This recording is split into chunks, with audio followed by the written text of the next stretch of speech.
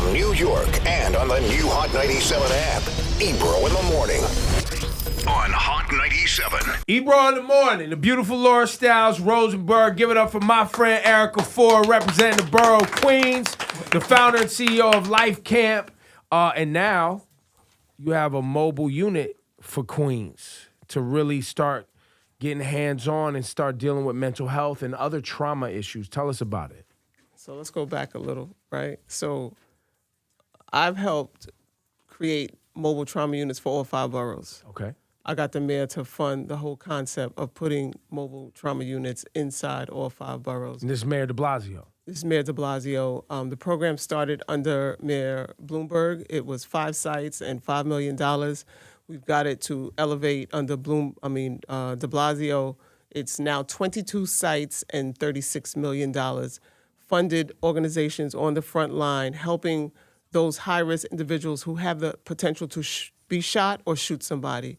And what we do is help them heal from the trauma that they've experienced throughout the years, as well as when brothers are coming home, give them an opportunity to get employment and give back to their community and help transform the lives of people who they basically infected with their lifestyle before they went to jail. So what do you do on this PeaceMobile? How do they work? Like people come, just take us through the process. So it's a 35-foot orange mobile trauma unit with peace is a lifestyle all over. So that's, first of all, before you even get in it, you're subliminally connected to making peace a lifestyle. When you get on, it's a therapeutic healing space for parents who've lost their family to loved one. Has like a fireplace, a little couch. We have healing circles, watch different videos. We have Citizen app where we monitor different incidents that happen so that we can respond to areas where violence happens. Just as you see the emergency police vehicle, we now have the PeaceMobile that comes to that unit, that community, set up and help people heal through that trauma that happened. So last week, a 76-year-old woman was shot by a stray bullet. We went to that area.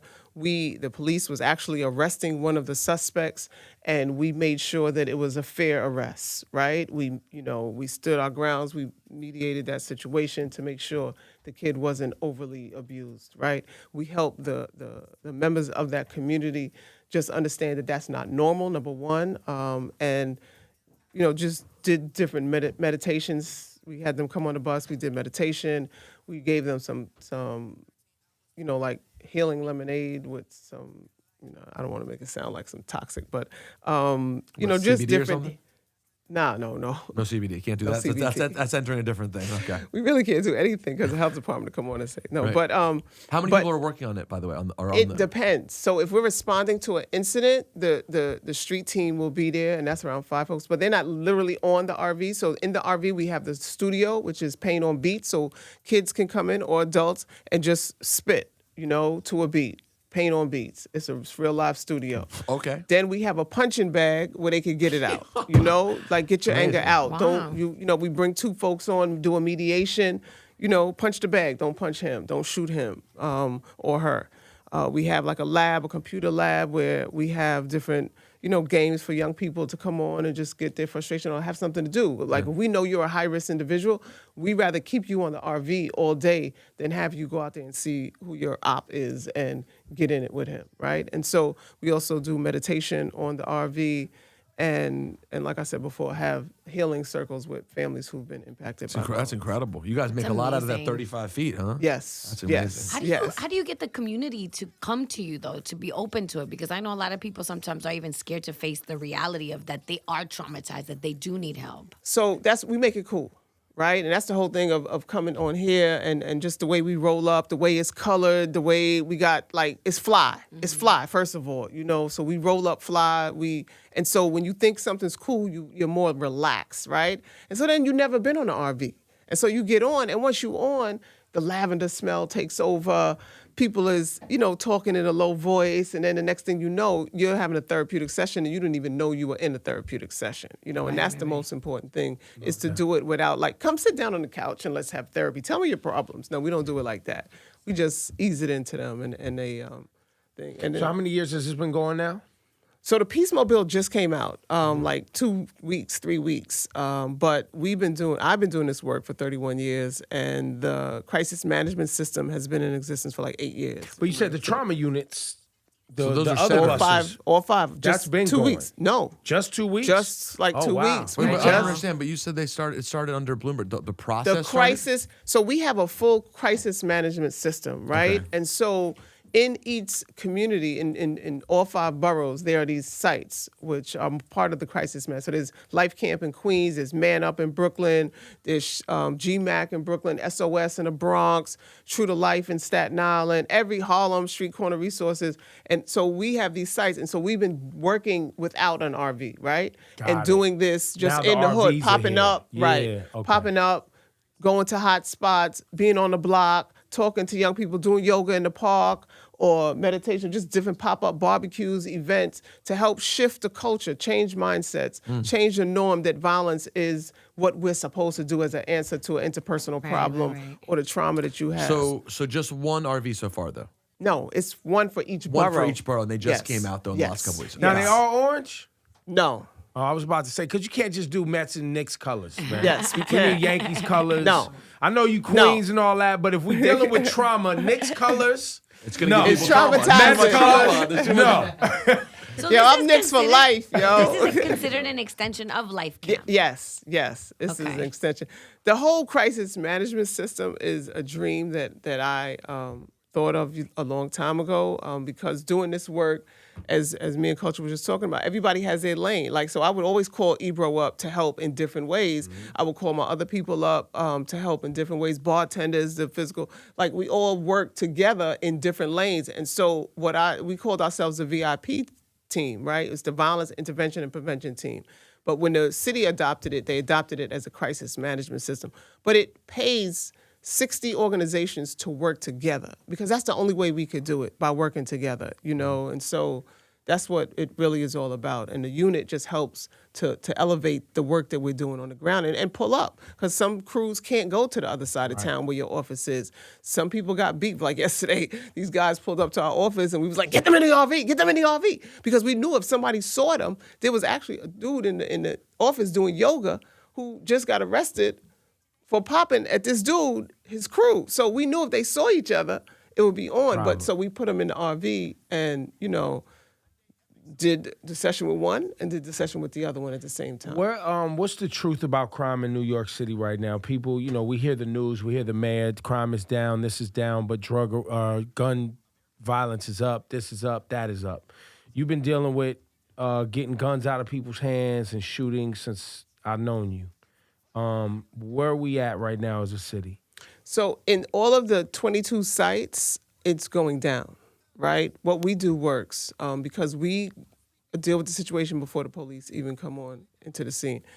They have to invest in spreading this work, and they have to invest in helping to sustain the people who are doing the work. And you so think the it's- city understands that this, as well as the de-escalation tactics that they're using, as well as what they call it, precision Precision policing.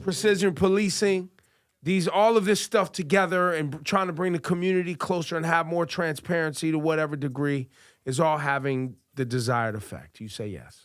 I say yes. I say that they have a lot more to open up and admit that the partnership is valid. I think that we need to be recognized just like the fire department and the NYPD. They're talking about doing an RFP for the work. You can't do an RFP for the police department, right? What do you mean an RFP? Is that where they send it out and people get to bid for the money and all Exactly. that? Yeah, because then you're going to have people who not in the community just chasing down the money and it's Exactly. not going to go right. Exactly. Yeah, no, you can't do that. So those type of things make the work imbalance, right? And so And I know where it's coming from too, because people heard that number you said, 36 million. Exactly. You have other people who want to go after that Exactly. money and Exactly. see an opportunity, but they Exactly. haven't really been on the ground. and they don't even understand what being on the ground is. No. Like the young people that we work with are the young people that nobody else wants to work with, right?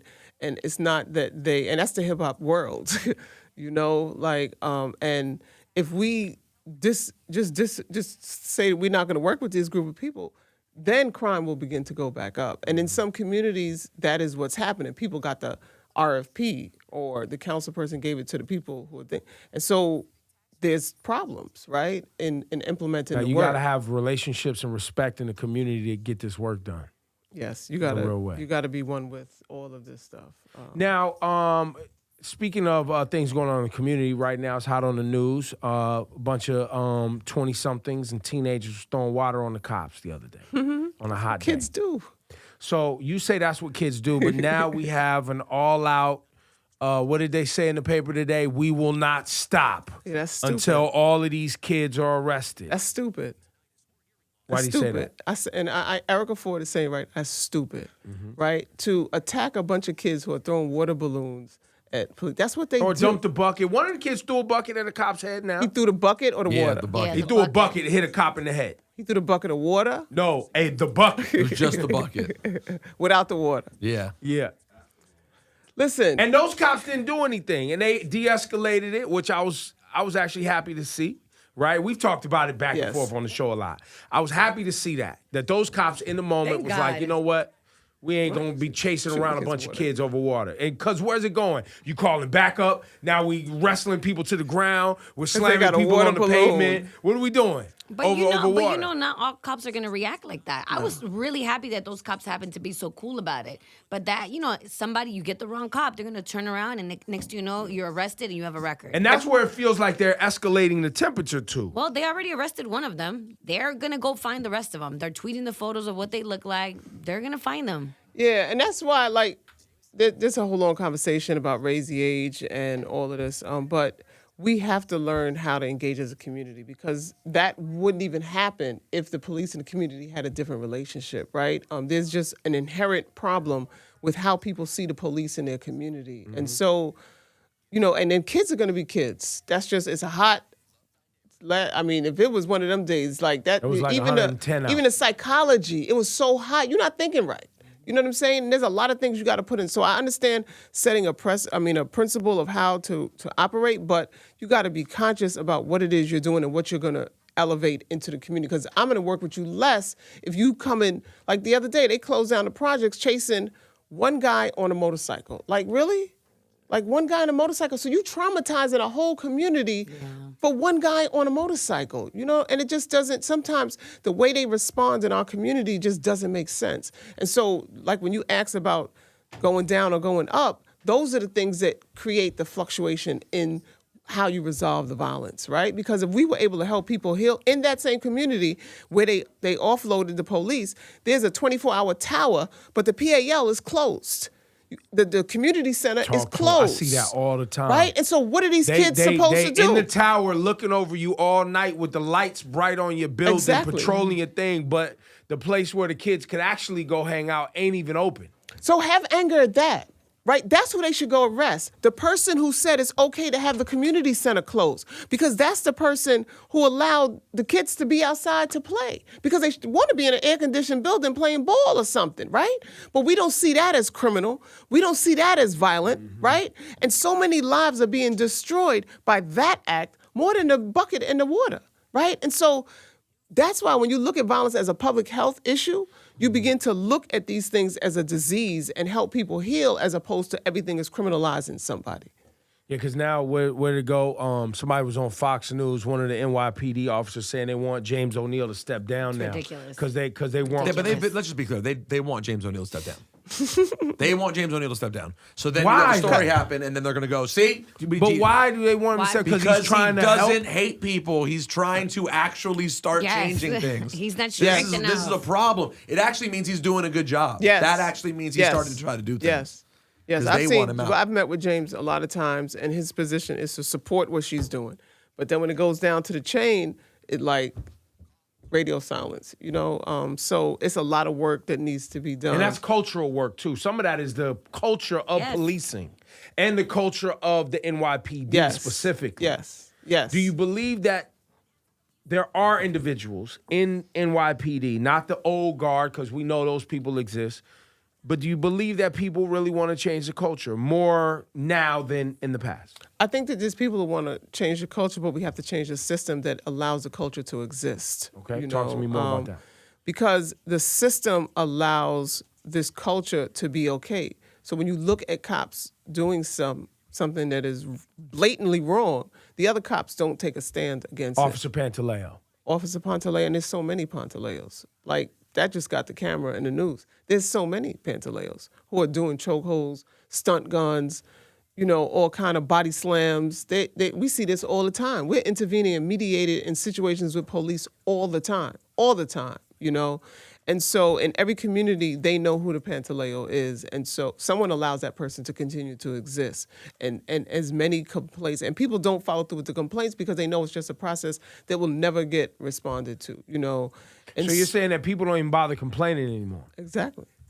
A lot of people don't bother complaining. And that's a lot why of times it's a police union standing in the way, right? Or is it the chief? Is it the mayor? I had the mayor on here the other day. I'm like, listen, man, fire Pantaleo. We don't understand why this is that controversial. We don't get it. But I know it's political, right? Because he doesn't want to lose the support of people who support the police because the police already hate him, blah, blah, blah. I know it's political. Yeah, but at some point, and our children can't be a political pawn. And our children are a political pawn. Mm-hmm. All of this, the close Rikers, raise the age, all of this, our children are a political pawn that are losing in this political pawn, right? And so when you look at the millions of dollars that are being spent on an election, that it don't make no sense. 20 people running against Donald Trump. Y'all ain't got this together from Hillary. Come on, yo, this is a game. You playing with people's mind. And you risking the lives of young people and our community and the future of Black and brown communities, right? Because we always suffer the most. And they do things to distract us from what's really going on, And so that's why. At a certain point, we got to stop falling for the tricks, though. At a certain point, we got to start turning in upon ourselves, like you're doing with these mobile units, and really getting down in the community and people taking responsibility for their actions and what's going on out here.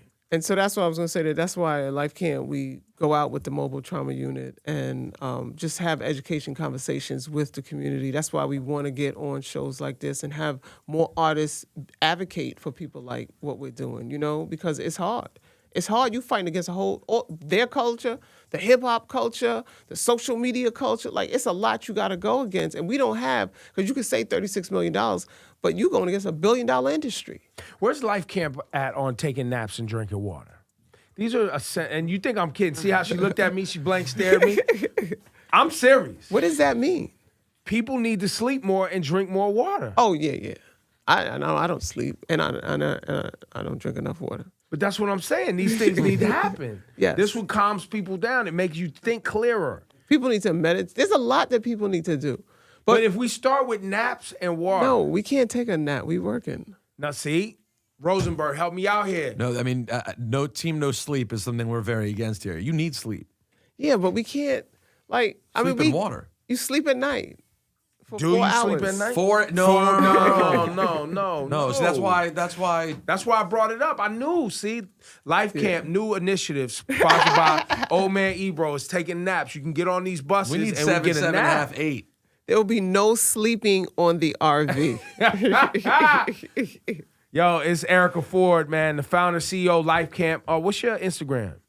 Lifecamp Inc. They can find us on all social media. Lifecamp Inc. They could text all in for peace, the number 4, all in for peace to 51555 51555.